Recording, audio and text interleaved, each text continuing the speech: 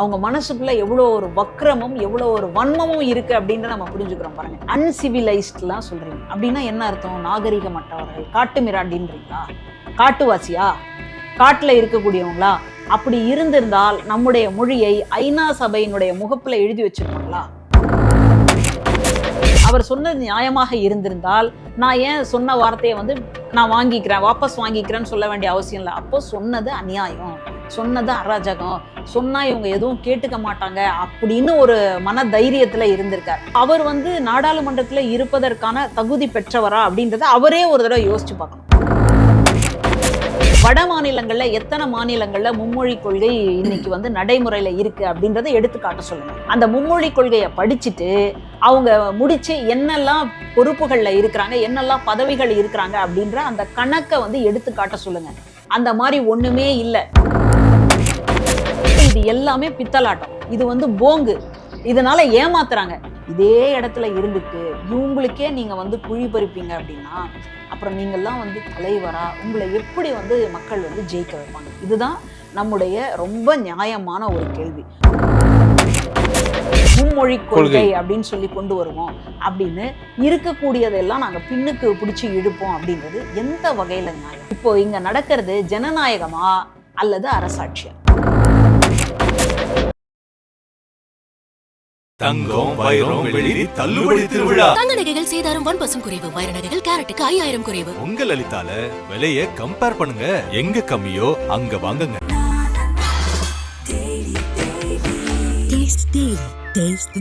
நாமக்கல்ல Tiruchengode main road எர்ணாபுரத்துல இருக்கிற Spiro prime public ஸ்கூல்ல +2 போர்டு எக்ஸாம்ஸோட சேர்த்து நீட் அண்ட் ஜேஇ கோச்சிங்கும் கொடுத்துட்டு இருக்காங்க. கிங் டிவி நேயர்களுக்கு வணக்கம். இன்று நம்மோடு இணைந்திருக்கும் சிறப்பு விருந்தினர் பேராசிரியர் மஞ்சுளா அவர்கள். மேடம் வணக்கம். வணக்கம். நாடாளுமன்ற பட்ஜெட் கூட்டத்தொடர் விமர்சையா போயிட்டு இருக்கு. நேற்று ஆரம்பிச்ச திமுக எம்பிக்கள் எழுப்பிய பிரச்சனை இன்ன வரைக்கும் போயிட்டு இருக்கு, ஒத்தி வச்சுட்டே இருக்காங்க. கல்விக்கான நிதி ஒடுக்கல என்ன பிரச்சனை மேடம் மத்திய அரசுக்கு? அதைத்தான் நம்மளும் கேட்குறோம், என்னதான் உங்களுக்கு பிரச்சனை அப்படின்ட்டு. அப்போ இவங்க தொடர்ச்சியாக தமிழ்நாட்டை வேறொரு மாற்றாந்தாய் மனநிலையிலேருந்து பார்க்குறாங்க.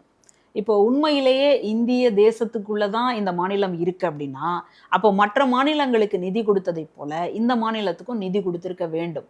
ஆனால் தொடர்ச்சியாக இல்லை, நீங்கள் நாங்கள் சொல்கிறத ஏற்றுக்கல, அதனால் கொடுக்க முடியாது அப்படின்றத வேறு வேறு வார்த்தைகளால் சொல்கிறாங்க. ரொம்ப அழுத்தி கேட்டோன்னா அந்த வார்த்தையும் வந்துடுது. நீங்கள் நான் சொல்கிறத கேட்கலையே, அப்புறம் எப்படி உங்களுக்கு நிதி கொடுக்க முடியும்? இன்னைக்கெல்லாம் வீட்டில் இருக்கக்கூடிய பிள்ளைங்க, இங்கே உள்ள ஒரு தலைவரே சொல்கிறாருல்ல, நீங்கள் பிஜேபியில் ஒரு 4 எம்பிகளை கொடுத்துருந்தா கொடுத்துருப்பாங்க அப்படின்னு சொல்கிறாருல்ல. அப்படிங்கும் போது இங்கேருந்தே கிளம்புது. ஆமாம், ஏன் நம்ம 4 நாடாளுமன்ற உறுப்பினர்களை நம்ம ஏன் தேர்வு செய்ய முடியல அப்படின்றதுக்கு அவர் பதில் சொல்லுவாரா? அவர் தானே இதில் கோயம்புத்தூரில் நான் ஜெயிச்சிருவேன், எனக்கு முன்னாடி இருக்கிறவங்கலாம் டெபாசிட் இழந்துருவாங்க, இந்த மாதிரி பல்வேறு பேச்சுக்களை எல்லாம் பேசினார். குடும்பத்தோட பிரச்சனை பண்ணாங்கல்ல. ஏன் அவர் ஒருத்தரால கூட ஏன் ஜெயிக்க முடியல? அதுக்கு காரணம் அவரையே சொல்லுங்களேன், அப்போ தெரியும் என்னன்றது. அப்போ ஏன் மக்கள் தேர்வு செய்யலை அப்படின்றதுக்குள்ளேயே அவங்க எந்த மாதிரி இந்த தமிழ்நாட்டுக்கிட்ட நடந்துக்கிறாங்க அப்படின்றத நமக்கு தெரியும். பூரி ஜெகநாத் கோயிலில் போயிட்டு அங்கே இருக்கக்கூடிய பொக்கிஷ சாவியே தமிழ்நாட்டிலேருந்து திருடிட்டாங்க, தமிழ்நாட்டுக்கு எடுத்துகிட்டு போயிட்டாங்க அப்படின்னு சொன்னால் அப்போ தமிழர்கள் திருடர்களா? கேள்வி வருது இல்லையா? அப்போ இந்த மாதிரி பிரச்சாரம் செய்யக்கூடிய ஒரு கட்சியை எப்படி தமிழ் உணர்வு கொண்ட தமிழ் மக்கள் எப்படி ஜெயிக்க வைப்பாங்க? நீங்கள் வேற வழி இல்லை, அந்த கட்சியில் சேர்ந்துட்டோம். நம்ம எடப்பாடி அவர்கள் கூட சொல்லுவாங்க இல்லையா, கூட்டணியில் இருக்கிறனால கூட்டணி தர்மத்தில் இருந்தோம் அப்படின்னு. அந்த மாதிரி கூட்டணி தர்மம்னு சொல்லி இந்த தமிழ்நாட்டை அடகு வச்சுட்டாங்க. இப்போ அதனுடைய தொடர்ச்சியாக இவர் என்ன பண்ணிக்கிட்டு இருக்காருன்னா, அந்த கட்சிக்குள்ளே இருக்கிறோம், எனக்கு பதவியும் பொறுப்பும் கொடுக்குறாங்க அப்படின்னால நான் இந்த தமிழ்நாட்டு மக்களினுடைய உரிமையும் இந்த தமிழ்நாட்டு மக்களினுடைய மேன்மையும் கொண்டு போய் கீழே போடுவேன் அப்படின்றது எந்த வகையில் நியாயம்? இதே இடத்துல இருந்துட்டு இவங்களுக்கே நீங்கள் குழி பறிப்பீங்க அப்படின்னா அப்புறம் நீங்கள்லாம் தலைவரா உங்களை எப்படி மக்கள் ஜெயிக்க வைப்பாங்க? இதுதான் நம்முடைய ரொம்ப நியாயமான ஒரு கேள்வி. உண்மையிலேயே அவர்கள்லாம் தலைவராக வேண்டிய தன்மை இருந்தால் மக்கள் நிறுத்துவாங்களா? யாராலாவது தடுத்து நிறுத்த முடியுமா? மக்களை தேர்வு பண்ணிட்டாங்க அப்படின்னா யாராலையுமே தடுத்து நிறுத்த முடியாது. ஏன் மக்கள் தேர்வு செய்யவில்லை? அந்த $100 கொஸ்டினுக்கான பதிலை அவர் தான் தேடணும். அவர் தேடினார்னா தெரிஞ்சிடும். அவருக்கு தெரியும், ஆனால் தெரியாத மாதிரி நடிக்கிறார். ஏன்னா மேலிடத்துல இருந்து கிடைக்கக்கூடிய ஆதாயத்தை வந்து இழக்க முடியாது இல்லையா, அதனால அந்த மாதிரி வந்து நடிச்சுக்கிட்டு இருக்காரு. ஆனா உண்ட வீட்டுக்கு ரெண்டகம் பண்ணக்கூடிய இவர்கள் எப்படி வந்து தமிழ்நாட்டுல இருந்துட்டு இந்த மாதிரியான ஒரு வேலையை செய்யறாங்க அப்படின்னு எனக்கு தெரியல. கொஞ்சமாவது நன்றி உணர்ச்சி இருக்காதா, கொஞ்சமாவது மான உணர்ச்சி இருக்காதா, எனக்கு புரியவே இல்லை. இந்த சூழல்ல எல்லாரும் வந்து யாருக்கு எதிரானவர்களா திருப்புறாங்க அப்படின்னா திமுகவுக்கு எதிரானவர்களா இந்த சமுதாயத்தை வந்து திருத்தணும், இந்த மக்களை வந்து திருப்பி விடணும் அப்படின்னு சொல்லி பார்க்குறாங்க. ஏன்னா திமுகவுக்கும் ஒன்றிய அரசுக்கும் ஒரு பிரச்சனை ஓடிட்டு இருக்கு. திமுகவுக்கும் ஒன்றிய அரசுக்கும் வாய்க்கா தகராறு, வரப்பு தகராறு அதுவா ஓடிக்கிட்டு இருக்கு. அது யாருக்கான பிரச்சனை அப்படின்னா ஒட்டுமொத்த தமிழர்களினுடைய பிரச்சனை. இன்னைக்கு வீட்டில் தமிழ் மொழியா இருக்கும், ஆனால் பள்ளிக்கூடத்தில் வந்து எடுத்த மொழி என்ன அப்படின்னு கேட்டால் ஹிந்தின்னுவான், ஃப்ரெஞ்சுன்னுவான், சான்ஸ்கிரிட்னுவான். அப்போது தமிழுக்கான மதிப்பு எங்கே இருக்குது? கலைஞர் ரொம்ப அழகாக ஒரு திட்டம் கொண்டு வந்தார். கல்லூரிகளில் நீங்கள் பள்ளிக்கூடத்தில் தமிழே படிக்காமல் வந்தீங்கன்னா, கல்லூரிகளில் வந்தீங்கன்னா பேசிக் தமிழ், அடிப்படை தமிழ் படிக்கணும் அப்படின்னு கொண்டு வந்தார். அது எங்கே இருக்குது? நீங்கள் வந்து நாங்கள் 3வது மொழியாக ஒன்று கொண்டு வருவோம், மும்மொழி கொள்கை அப்படின்னு சொல்லி கொண்டு வருவோம் அப்படின்னு இருக்கக்கூடியதெல்லாம் நாங்கள் பின்னுக்கு பிடிச்சி இழுப்போம் அப்படின்றது எந்த வகையில் நியாயம்? இப்போ இங்கே நடக்கிறது ஜனநாயகமா அல்லது அரசாட்சியா, முடியாட்சியா குடியாட்சியா? குடியாட்சி அப்படின்னு சொல்லும்போது மக்கள் தான் வந்து தேர்ந்தெடுக்கிறாங்க. அப்போ மக்களுக்கு பதில் சொல்லக்கூடியவர்களாகத்தான் இருக்கிறாங்க. மக்கள் கேட்டால் நாங்கள் பதில் சொல்லுவோம் அப்படின்னு நைஸாக ஒரு பதிலை சொல்லி தப்பிச்சுப்பாங்க. அப்போ அங்கே இருக்கிறது யாரு? நாடாளுமன்றத்தில் அந்த எம்பிக்களாக இருக்கிறாங்க இல்லையா, அவங்க யாரு? மக்களால் தேர்ந்தெடுக்கப்பட்ட மக்கள் பிரதிநிதி. மக்கள் இவ்வளோ கோடி மக்களும் நேராக போய் நாடாளுமன்றத்தில் போய் நிற்க முடியுமா? அவ்வளோ பேரும் பேச முடியுமா? அப்போ நமக்காக பேசக்கூடியவங்களாகத்தான் நம்ம அவங்கள கொண்டு போய் நிறுத்தி இருக்கோம். இல்ல அப்படி பேசுறவங்கள தான் நீங்க அநாகரிகமா பேசுறீங்க அப்படின்னு ஆங்கிலத்துல ஒரு வார்த்தையை பயன்படுத்துறாரு. ஆமா, தர்மேந்திர பிரதான். அப்போ அவர் வந்து நாடாளுமன்றத்துல இருப்பதற்கான தகுதி பெற்றவரா அப்படின்றத அவரே ஒரு தடவை யோசிச்சு பார்க்கணும். ஏன்னா நாடாளுமன்றத்துல நீங்க அநாகரிகமானவர்கள் சொல்லிட்டு எம்பிக்களை சொல்றாங்களா இல்ல ஒட்டுமொத்த தமிழ்நாட்டு மக்களை சொல்றாங்களா? எம்பிக்களை சொன்னா என்ன, எம்பிக்களை சொன்னாலும் அது யாரை குறிக்குது? தமிழ்நாட்டு மக்களை தானே குறிக்குது. அந்த எம்பிக்கள் என்ன மேல இருந்து குதிச்சாங்களா? இந்த தமிழ்நாட்டுல இருந்து இந்த தமிழ்நாட்டு மக்கள் வாக்களித்ததால அங்க போயிருக்கிறாங்க. அப்ப யார் அவங்க? தமிழ்நாட்டை சார்ந்தவர்கள். இவங்க கட்சியில இருக்கிறவங்க தான் தமிழ்நாட்டுக்கு விசுவாசம் இல்லாம இருக்கிறாங்க. அந்த மாதிரி அவங்களால இருக்க முடியுமா? யோசிச்சு பாருங்க. இதே இடத்துல வந்து கோயம்பேடு மாதிரியான இடங்கள்ல இருந்துட்டு வெள்ளமா அப்படியெல்லாம் ஒன்றும் வரலையே, வெள்ளத்துக்கு வந்துட்டு நிதியெல்லாம் கொடுத்துட்டாங்களே அப்படின்னு பச்சையா பொய் பேசுறவங்க எங்க இருக்கிறாங்க? இந்த வெள்ளத்துக்கான நிதியை வந்து ஒன்றிய அரசிடமிருந்து கேட்டு பெற வேண்டும் அப்படின்றதுக்காக போராட்டம் செய்யக்கூடியவர்கள் எங்க இருக்கிறாங்க? அப்போ யார் வந்து தமிழ்நாட்டு மக்கள்? யோசிச்சு பாருங்க. அப்போ இவங்க வந்து நம்முடைய பிரதிநிதியாக போனதுனால நமக்காக வந்து பேசுறாங்க. அப்படிப்பட்ட மனிதர்களை பார்த்து அன்சிவிலைஸ்ட்லாம் சொல்றீங்க அப்படின்னா என்ன அர்த்தம்? நாகரிகமற்றவர்கள், காட்டு மிராண்டின்றீங்களா? காட்டுவாசியா? காட்டுல இருக்கக்கூடியவங்களா? அப்படி இருந்திருந்தால் நம்முடைய மொழியை ஐநா சபையினுடைய முகப்புல எழுதி வச்சிருப்பாங்களா? யாதும் ஊரே யாவரும் கேளீர் அப்படின்ற ஒரு வாசகத்தை ஐநா சபையினுடைய வாசல்ல ஏன் எழுதி வச்சாங்க? இந்தியில எழுதி வச்சிருக்கலாம், அதுலயும் செம்மொழியா இருக்கக்கூடிய சமஸ்கிருதத்துல எழுதி வச்சிருக்கலாம். சமஸ்கிருதத்துக்கு தான் வந்து அதனுடைய வளர்ச்சிக்காக அவ்வளோ கோடி ஆயிரத்தை வந்து செலவிடுறீங்க இல்லையா, அந்த மொழியை எழுதி வைக்க வேண்டியதானே? யாரு காட்டுமிராண்டி? அப்ப பாருங்க, அங்க ஐநா சபையில ஒரு மொழி எழுதப்பட்டிருக்குன்னா அந்த மொழியை சார்ந்தவர்கள் வந்து காட்டுமிராண்டியா, பேசக்கூடிய இவங்க காட்டுமிராண்டியா? யோசிச்சு பாருங்க. நம்ம ட்ரெயினுடைய பரிதாபங்களை எல்லாம் பார்த்தோம். ஒரு யூடியூப் சேனல்ல அந்த வடக்கர்களினுடைய அவங்க வந்து ரயிலில் வரும்பொழுது எவ்வளவு அநியாயம் பண்ணுறாங்க அப்படின்னு நம்ம பார்த்தோம். அங்கங்கே வந்து வாயில் வெத்தலை பாக்கா பான் பராக்கா போட்டு துப்பி வைக்கிறது, அதுலேயும் டிக்கெட் எடுக்காமல் இன்னொருத்தன் டிக்கெட் எடுத்தவன் அவனுடைய மேலே உட்காந்துட்டு வர்றது, இந்த மாதிரி எத்தனை அநியாயம். ஏசி கோச்சில் இருந்து உடைச்சி வந்தாங்க இல்லையா, இதெல்லாம் எங்கேருந்து வந்தது? நம்முடைய இதில் எல்லாத்துலேயும் அறிவியலோடு நம்ம பார்க்குறோம். ஒரு காலையில் எழுந்துக்கிறதுலேருந்து இரவு படுக்கிற வரைக்கும் ஒவ்வொரு விஷயத்துக்குள்ளேயும் நமக்குள்ள அறிவியல் இருக்குது. அப்படி இருக்கிற நம்மளை பார்த்து நீங்கள் வந்து நாகரிகமற்றவர்கள் அப்படின்னு சொன்னால் அப்போ என்ன அர்த்தம்? அவங்க மனசுக்குள்ளே எவ்வளோ ஒரு வக்ரமும் எவ்வளோ ஒரு வன்மமும் இருக்குது அப்படின்ற நம்ம புரிஞ்சுக்கிறோம் பாருங்க. ஏன்னா பிரதமர் வழியிலேயே அவங்க வராங்க. பிரதமர் என்ன பண்ணுறாரு அப்படின்னா, தமிழ்நாட்டுக்கு வரும்பொழுது ஐயோ நான் ஒரு தமிழச்சியினுடைய வயிற்றுல பிறக்கலையேன்றார். இதுவே வட மாநிலங்களுக்கு போனார் அப்படின்னு சொன்னால் அவர் பேசுறதே வேறையா இருக்கு. என்னென்னமோ வந்து மாற்றி மாற்றி பேசிக்கிட்டே இருக்கிறார். அதே சூழலில் தான் இன்னைக்கு ஒன்றிய கல்வி அமைச்சரும் வந்து பேசிக்கிட்டு இருக்கார். நான் என்ன கேட்குறேன், 2 கொள்கை இருக்கு. ஒன்று சமிக்ர சிக்ஷா அபியான், இன்னொன்று பிஎம் ஸ்ரீ பள்ளிகள். இந்த பிஎம் ஸ்ரீ பள்ளிகளுக்குள்ள புதிய கல்விக் கொள்கைன்னு கொண்டு வரீங்க, மறைஞ்சிருக்கு. ஆமாம். அதனால நம்ம அது வேணாம் அப்படின்னு சொல்கிறோம். ஏன் வேணாம் அப்படின்னு சொல்கிறோம்னா, நம்ம ஏற்கனவே அந்த வளர்ச்சியை எட்டிட்டோம். நல்லா வளர்ந்ததுக்கு அப்புறமா இன்னும் வளருங்கன்னா எப்படி இருக்கு இல்லையா? நம்ம வந்து அந்த வளர்ச்சியை நோக்கி போயிட்டு இருக்கோம். இவங்க என்ன பண்றாங்கன்னா, இப்போதான் பள்ளிக்கூடத்துக்கு போகாதவங்க, இப்போதான் பள்ளிக்கூடத்துல கால் வைக்கிறவங்க, அந்த மாதிரியான நிலைமையில இவங்க பேசிக்கிட்டு இருக்கிறாங்க. நம்ம என்னைக்கோ உயர்கல்விக்கெல்லாம் போயிட்டோம். நம்ம தமிழ்நாட்டு பிள்ளைகள் உலகம் முழுக்க பெரிய பெரிய பொறுப்புகள் வந்து வகிச்சிட்டு இருக்கிறாங்க. அதனால நம்முடைய கிராஸ் என்ரோல்மெண்ட் ரேஷியோ, இந்த உயர்கல்விக்கு போகக்கூடிய எண்ணிக்கை அப்படின்றது ரொம்ப அதிகம். நம்ம 50% தொட்டாச்சு. இப்பதான் ஒன்றிய அரசு 50% நோக்கி, அதுவும் எப்போ 50, 35 அப்படின்னு வச்சிருக்கிறாங்க. ஆனா நம்ம முடிச்சிட்டோமே அப்படின்றதுக்காக நம்ம பேசிட்டு இருக்கிறோம். அவங்க மறுபடியும் இல்ல நீங்க மறுபடியும் பின்னாடி வாங்க, மறுபடியும் ஓடலாம் அப்படின்றாங்க. இது எப்படி சரியான ஒரு போட்டியாக இருக்கு? ஆனா அண்ணாமலை போன்றவர்கள் என்ன சொல்றாங்கன்னா, ஆல்ரெடி மும்மொழி கொள்கையை வட இந்தியாவில் குறிப்பா கர்நாடகாவில ஏத்துக்கிட்டாங்க, நீங்க ஏத்துக்க தயங்குறீங்க அப்படின்றாரு. வட மாநிலங்கள்ல எத்தனை மாநிலங்கள்ல மும்மொழி கொள்கை இன்னைக்கு வந்து நடைமுறையில இருக்கு அப்படின்றத எடுத்து காட்ட சொல்லுங்க. அந்த மும்மொழி கொள்கையை படிச்சுட்டு அவங்க முடிச்சு என்னெல்லாம் பொறுப்புகள்ல இருக்கிறாங்க, என்னெல்லாம் பதவிகள் இருக்கிறாங்க அப்படின்ற அந்த கணக்கை வந்து எடுத்து காட்ட சொல்லுங்க. அந்த மாதிரி ஒண்ணுமே இல்லை. வடக்கு மாநிலங்கள்ல இருக்கக்கூடிய பள்ளிக்கூடங்களினுடைய நிலைமை என்ன, அப்படியே கொட்டிடும் போல இருக்கு. அந்த மாதிரியான ஒரு நிலைமையில இருக்கு. சரி, அவ்வளவு அது கூட வேணாங்க.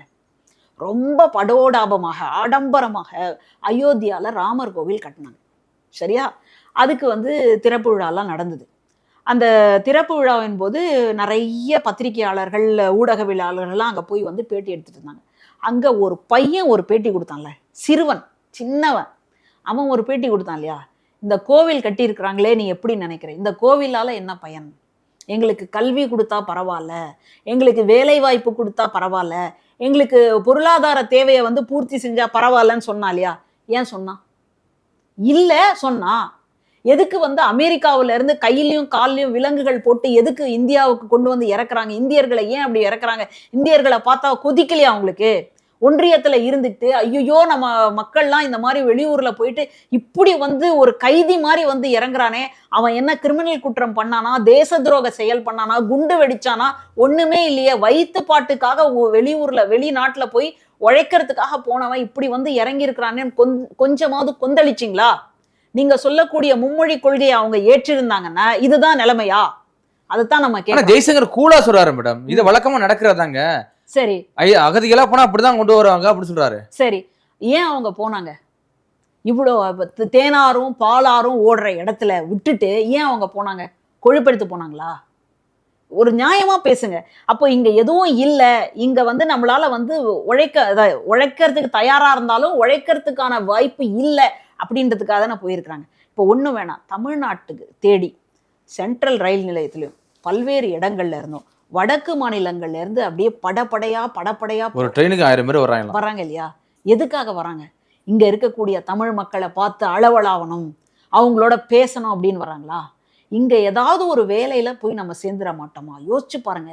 இந்த மெட்ரோ ரயிலுக்கு வேலை நடக்குது, அப்பா எவ்வளோ கஷ்டம், கொடுமையான வெயில். ஏதோ தலையில ஒரு சின்ன ஹெல்மெட் மாதிரி ஒன்று கொடுக்குறாங்க, அங்க காலில் நடக்கிறதுக்கு ஏதோ ஒரு ஷூ ஒன்று கொடுத்துட்றாங்க. அந்த வெயில் மேலே பட்டுச்சுன்னா சுளீர்னு இருக்கு. அப்படி ஒரு வெயில்ல தன்னுடைய சொந்த மாநிலத்தை விட்டு அகதி மாதிரி வந்து வேலை பார்த்து, ஒருவேளை சொல்லக்கூடாது, ஒருவேளை ஏதோ ஒரு விபத்து நடந்துருச்சுன்னா அந்த நபரினுடைய உடலாவது சொந்த மண்ணுக்கு திரும்புமா? தெரியலங்க. அவ்வளோ பதட்டமா இருக்கு. அப்படி ஒருத்தன் வந்து இங்க புறப்பட்டு வரான் அப்படின்னு சொன்னா என்ன காரணம்? அப்போ வடக்கு மாநிலங்களை நீங்கள் என்னவாக வைத்திருக்கிறீர்கள்? அப்போ மும்மொழி கொள்கை அவன் படிச்சிருக்கிறான்னா, படிச்சா இதுதான் லட்சணமா? அப்போ அவன் ஏத்துக்கலையா? அதையாவது சொல்லுங்க. அப்போ அவங்க ஏத்துக்காம எங்களையே வந்து கொண்டு வந்து திணிக்கிறீங்க. இப்போ தெற்கு பகுதியிலெல்லாம் மும்மொழி கொள்கை வேணாம் அப்படின்ற ஒரு மனநிலைக்கு வந்தாச்சு. எப்போதுமே இந்தியாவுக்கு வழிகாட்டக்கூடியது தமிழ்நாடு தான். அதனால தமிழ்நாட்டில் தான் என்ன நடந்திருக்குன்னா, நம்ம இந்தியா கூட்டணின்னு ஒன்று கொண்டு வருவோம்னு சொல்லி அந்த தேர்தல் என்பது ஒரு கட்சிக்கும் இன்னொரு கட்சிக்குமாக இல்லாமல் பாசிசத்துக்கும் ஜனநாயகத்துக்குமான தேர்தல் அப்படின்னு கட்டமைச்சது தமிழ்நாடு தான். இன்னைக்கு வரைக்கும் அந்த கூட்டணி வந்து பிரியலை. அந்த மாதிரி இங்க வந்து இந்த மும்மொழி கொள்கை வேணாம் அப்படின்றதுல ஓங்கி குரல் கொடுக்கக்கூடியதாக தமிழ்நாடு மாறி இருக்கு. இதை பார்த்த உடனே மற்ற மாநிலங்களும் நாமளும் கூட வருவோம் அப்படின்னு நினைக்கிறாங்க. ஆளுநரை பற்றிய விமர்சனம் வைத்தப்போ நம்ம தமிழ்நாடோட மற்ற மாநிலங்களும் கேரளா போன்றதெல்லாம் சேர்ந்துதான் இல்லையா? சேர்ந்துருச்சு. அப்போ அதுதான் ஏன் அப்படிதான் பண்றாங்க? பாஜக அல்லாத மாநிலத்துல இப்படிதான் பண்றாங்க ஆமா அப்படின்னு ஒரு குற்றச்சாட்டு வந்துருச்சு. எல்லாம் ஒண்ணு சேர்ந்துட்டாங்க. ஆமா இப்ப இதுல கூட மேடம், அதாவது ஆரம்பத்துல வந்து நீங்க அநாகரிகமானவர்கள் சொன்னாரு, அதுக்கப்புறம் பாத்தீங்கன்னா சூப்பர் முதல்வர் சொன்னாரு, கடைசி நேரத்துல அவர் கையெழுத்து போடுவான்னு சொல்லிட்டாரு அப்படின்னு சொல்லி சொன்னாரு. அப்புறம் பின்வாங்கணும். யார் பின்வாங்கிட்டாங்கன்னு சொல்றீங்க? இதே கல்வித்துறை அமைச்சர் பின்வாங்கிட்டாரு. நான் வருத்தம் தெரிவிக்கிறேன் அப்படிங்கிறாரு. நான் பேசுன தவறுதாங்கிறாரு. அப்புறம் எதுக்கு பின்வாங்கணுங்கிறேன்? அவர் சொன்னது நியாயமாக இருந்திருந்தால் நான் ஏன் சொன்ன வார்த்தையை வந்து நான் வாங்கிக்கிறேன், வாபஸ் வாங்கிக்கிறேன்னு சொல்ல வேண்டிய அவசியம் இல்லை. அப்போ சொன்னது அநியாயம், சொன்னது அராஜகம், சொன்னா இவங்க எதுவும் கேட்டுக்க மாட்டாங்க அப்படின்னு ஒரு மன தைரியத்துல இருந்திருக்கார். ஆனா எல்லாருமே வந்து உணர்வு கொண்டவர்கள். நமக்கு உணவை விட உணர்வு ரொம்ப முக்கியம். தமிழர் அப்படின்ற உணர்வு, மான உணர்வு. நமக்கு வந்து ஏதாவது ஒன்று தாமதமாக கிடைச்சா கூட வேண்டான்னு உயிரை துறக்கக்கூடிய ஒரு இனம் தமிழினம். இதுதான் நம்முடைய இலக்கியங்கள் நமக்கு சொல்லுது. தாளமுத்து, நடராசன் போன்றவர்கள் அவங்களுக்கு வந்து உடம்பே முடியல. எதுக்காக போராடுறாங்க அப்படின்னா இந்தி திணிப்பை எதிர்த்து போராடிக்கிட்டு இருக்கிறாங்க. தமிழ் மண்ணில் தமிழ் தான் இருக்கணும் அப்படின்னு போராடிக்கிட்டு இருக்கிறாங்க. சிறையில் அடைபட்டு கிடக்குறாங்க. அவங்க 2 பேருக்கும் ஒரு நோய், ஆஸ்துமா, டிபின்லாம் சொல்றோம் இல்லையா, அந்த மாதிரியான ஒரு நோய். அந்த நோயில கிட்டத்தட்ட போயிடும் போல இருக்கு அப்படின்ற ஒரு நிலைமையில ஒரே ஒரு மன்னிப்பு கடிதம் மட்டும் எழுதி கொடுத்துட்டு போங்கன்றாங்க. எவ்வளவு நேரம் ஆகுங்க? நம்ம வீராவேசம் பேசுறவங்க எல்லாம் என்ன சொல்லுவாங்க, மண்டியிடாத மானம்லாம் சொல்லுவாங்க இல்லையா, அவங்க எல்லாம் கூட கையெடுத்து கும்பிட்டுட்டு எல்லாம் வரக்கூடிய வாழ்க்கை முறைகளை பார்க்குறோம். ஆனா இவங்க ஆளுக்கு ஒரு தாளை எடுத்து ஒரு மன்னிச்சுக்கோங்க, இனிமேல் இந்த மாதிரி வரமாட்டோம் அப்படின்னு எழுதி கொடுத்துட்டு வந்திருந்தாங்கன்னா அவங்களுடைய பெயர் இந்நேரம் வரலாறுல இருந்திருக்காது. அவங்க என்ன சொல்றாங்க, தமிழுக்கு முன்னாடி எங்களுடைய உயிர்லாம் ரொம்ப சாதாரணம், துச்சம். எங்க உயிர் போனா கூட இன்னொருத்தவங்க வருவாங்க போராடுவதற்கு. மொழி என்பது தனக்கான போராளிகளை தானே தேர்ந்தெடுத்து கொள்ளும் அப்படின்ற ஒரு உணர்வுல அவங்க அப்படியே இருந்து உயிர் தியாகம் செய்தார்கள்னு பார்க்குறோம். அதனால்தான் அவங்கள நம்ம இன்னைக்கு வரைக்கும் வச்சு கொண்டாடுறோம். அப்போ மொழிக்காக உயிர் தியாகம் செய்த இனம் தமிழினம் இல்லையா? அப்படிப்பட்ட இனத்தை வந்து நீங்க சீண்டி பார்க்குறீங்களே, சரியா வருமா? வேற எந்த மொழி? சமஸ்கிருதத்தை பத்தி எல்லாம் சொல்றீங்க. சமஸ்கிருதம் யாருக்காவது தாய்மொழியா இருக்கா? இல்ல. அப்ப சமஸ்கிருதத்துல இருந்தா இந்தி வந்ததாக சொல்லப்படுது. அது வந்து யாருக்கான தாய்மொழி? ஒரு மொழியில இருந்து இன்னொரு மொழி வந்து கிளைத்து வந்திருக்கு. அந்த மொழி யாருக்கான தாய்மொழியாக ஆரம்பத்துல இருந்தது? ஒண்ணுமே இல்லையே. இப்போ மகாராஷ்டிரான்னு எடுத்தா மராத்தி தான் தாய்மொழி, குஜராத்னு எடுத்தா குஜராத்தி தான் தாய்மொழி. அந்த மாதிரி ஒவ்வொரு மாநிலத்துக்கும் இருந்த தாய்மொழி எல்லாம் உண்டு ஏப்பம் விட்ட மொழி எது அப்படின்னு கேட்டா இந்தி மொழி. அதை கொண்டு வந்து 3வது மொழியா கொண்டு வந்து திணிக்கிறாங்க. இதுல என்ன ஒரு பியூட்டி அப்படின்னு கேட்டா, நாங்க இந்திய சொல்லலைங்க, 3வதா ஒரு மொழியை கத்துக்கோங்க. சரி, உங்க வாதத்துக்கே நான் வந்துடுறேன். தமிழ்நாட்டில் சும்மா ஒரு உதாரணத்துக்கு ஒரு 10 பள்ளிக்கூடம் இருக்கிறது, கேந்திரிய வித்யாலயம். தமிழ் ஆசிரியர்களே கிடையாது. ஆமா இல்ல, இப்ப இவங்க சொன்ன மாதிரி 3வது மொழி ஏதாவது ஒண்ணு படிச்சுக்கலாமே. இப்போ ஒரு பள்ளிக்கூடத்துல ஒரு 50 மாணவர்கள் இருக்கிறாங்கன்னு வச்சுக்கோங்க ஒரு வகுப்புல. இப்போ அவங்களுக்கு வந்து ஒரு மொழி ஆங்கிலம், 2வது மொழி அவங்க இந்தி எடுத்துக்கிறாங்கன்னு வச்சுக்கோங்க. இப்போ 3வது ஒரு மொழி, அது வந்து இந்திய மொழிகள்னு சொல்லியிருக்கிறாங்க. அதனால இங்க இருக்கிறவங்க வந்து குஜராத்தி படிக்கலாம், மராத்தி படிக்கலாம், அப்படி இப்படின்னு கலரா வந்து கனவு ரீல் விடுறாங்க இல்லையா, அந்த மாதிரி. இப்போ 3வது மொழியா 50 பேர் இருக்கக்கூடிய ஒரு வகுப்பறைக்குள்ள ஒரு 5 பேர் தமிழ் கேட்குறான். ஏன்னா தமிழ்நாட்டில் தமிழ் படிக்க மாட்டான், அதான் வாஸ்தவம். ஆமா, 5 பேர் வந்து கேட்குறான். மீதி இருக்கிற 45 பேர்ல 10 பேர் வந்து குஜராத்தி கேட்குறான். மீதி 10 பேர் வந்து தெலுங்கு கேட்குறான். 10, 20, 25 முடிஞ்சிருச்சா? மீதி 15 பேர் கன்னடம் கேட்குறான்னு வச்சுக்கோங்க. அப்போது தமிழ் 1, குஜராத்தி 1, மராத்தி 1, கன்னடம் 1, 4.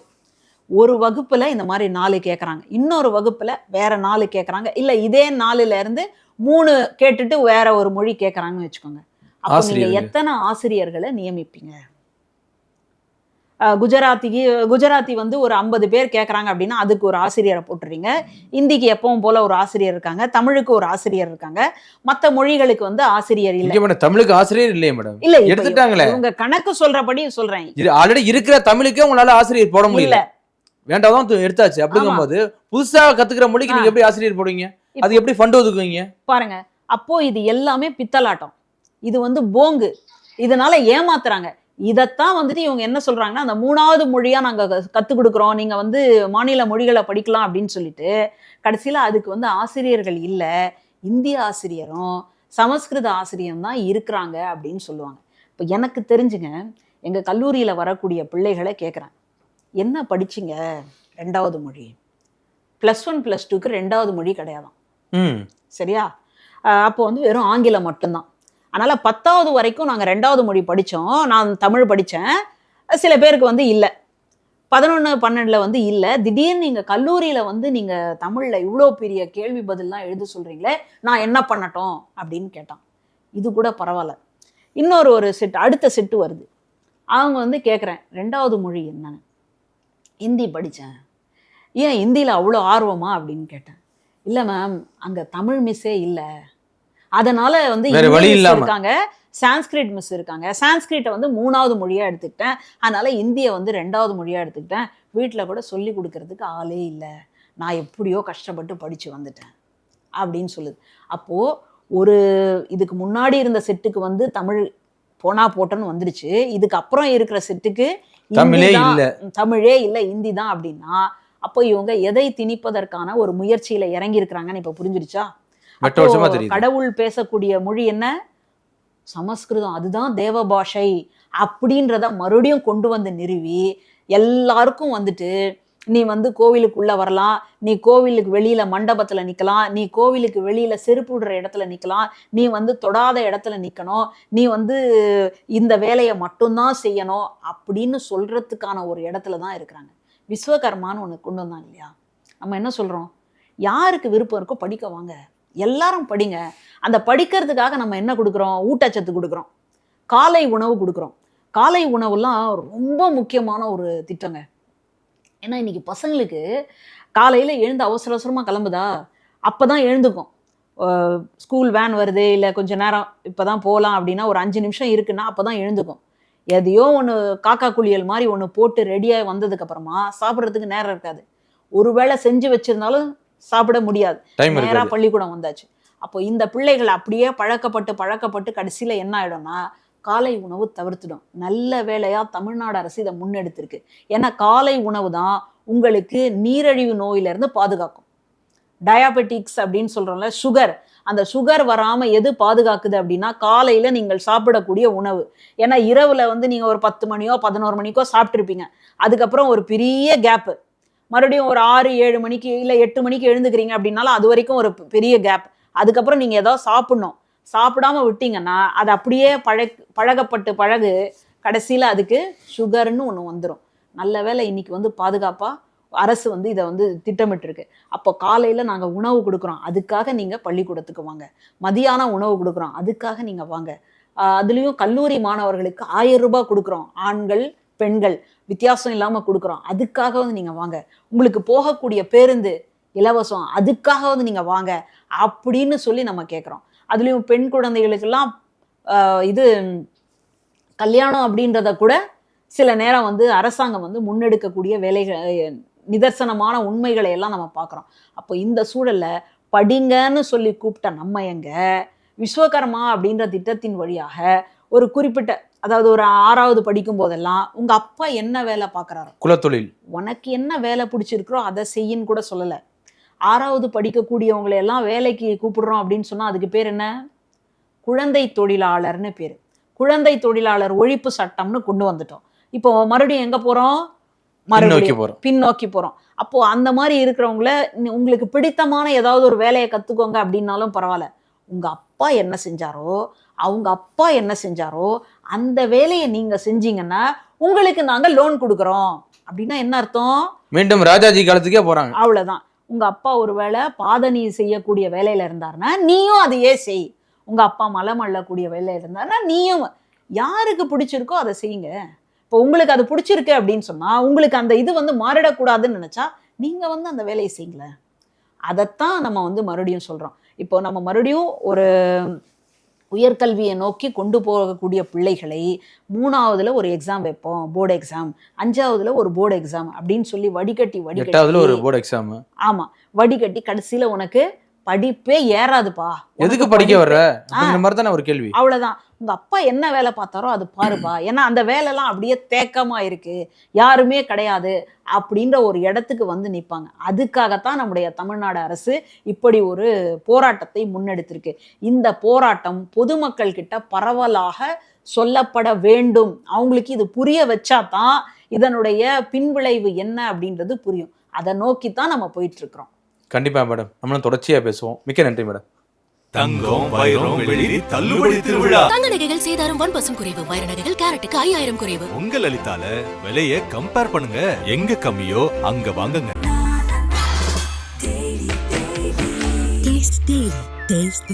நாமக்கல்ல திருச்செங்கோடு மெயின் ரோட் எர்ணாபுரத்துல இருக்கிற ஸ்பைரோ பிரைம் பப்ளிக் ஸ்கூல்ல +2 போர்டு எக்ஸாம்ஸோட சேர்த்து நீட் அண்ட் JEE கோச்சிங்கும் கொடுத்துட்டு இருக்காங்க.